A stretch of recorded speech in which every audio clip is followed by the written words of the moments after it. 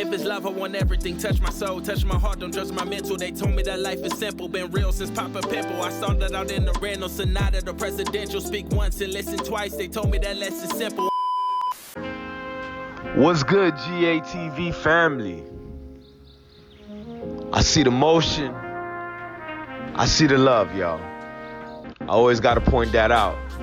Feels good, feels good. But most importantly, I hope everybody been good, man.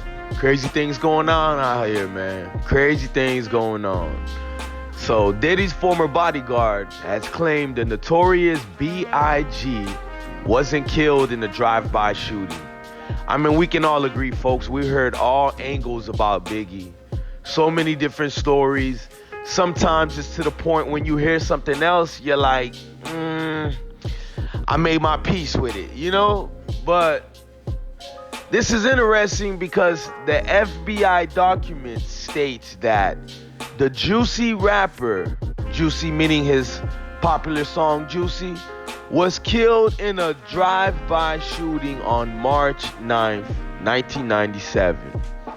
The car was standing there at the corner, said Eugene Deal, Biggie's bodyguard, adding that the vehicle was probably there all night.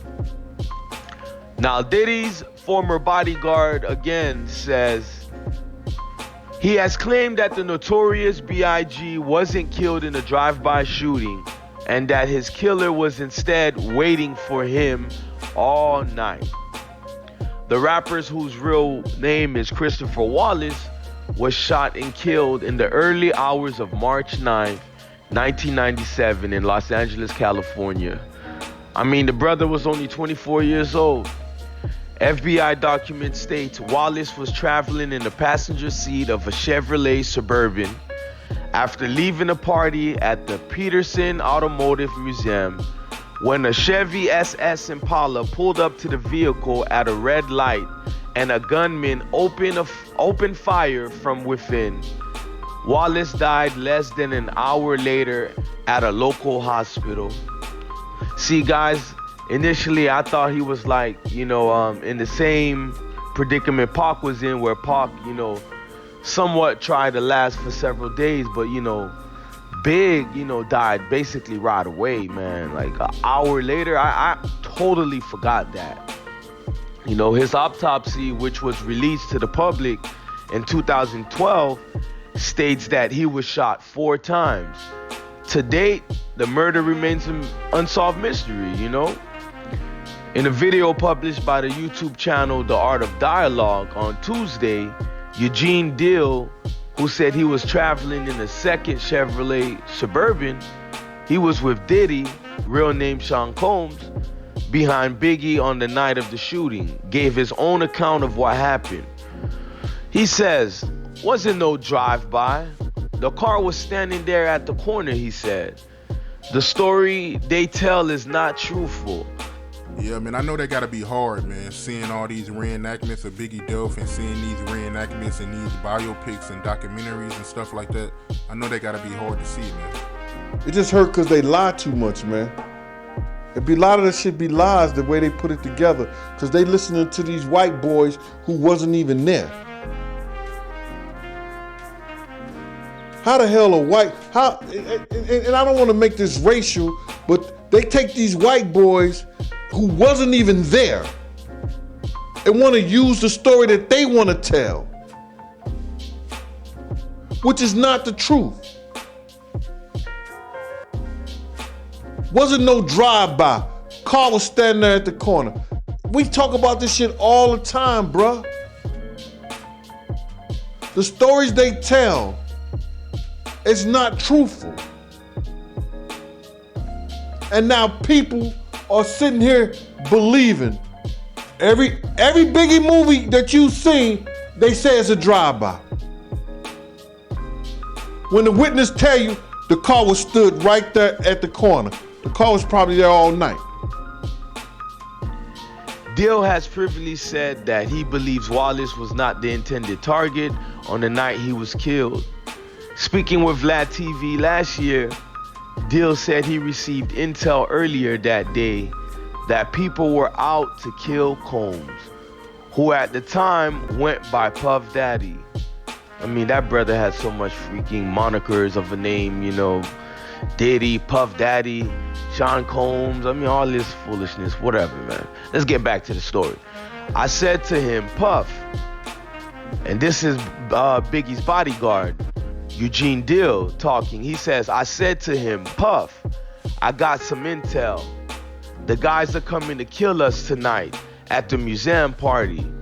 Not Tariq's museum. Dill recalled saying to Puff, you know, so let's pause right there. I remember this too, you know, he was telling Puff that he had good intel that people were coming to get them while they was out at that party. See, in an FBI investigation file obtained by The Sun in 2018, Dill made the same claim. Dill noticed an unknown black male wearing a blue suit, white shirt, blue tie, receding hairline, with hair cropped close, approach where Combs' car had just arrived, said the document. While Combs and others took pictures and mingled with the crowd, Dill intercepted the man as he tried to approach Combs' car. Dill pulled his gun out and showed it to the man as to be telling him to back up, back up. Once this man saw Dill's gun, he walked away from Combs' car, headed eastbound on Fairfax Boulevard, and got into a car that was parked on the corner exactly where Biggie was shot. According to Dill, most likely the car that committed the shooting, that's the vehicle the brother was in. According to The Sun, the document states, and after intercepting the man, Dill got into a car with Combs and told the driver to run the red lights, which is a standard security protocol to ensure passengers don't become sitting targets. Combs' car ran the red light, but Wallace's car stopped. The shooter hesitated for quite a while before shooting into Biggie's car. The document says this quite vividly. Because of this, Dill strongly believes Biggie was not the intended target, but that Puff Daddy was. So, you know, I've heard this before, you know, people saying that, you know, they were really out there to get Diddy.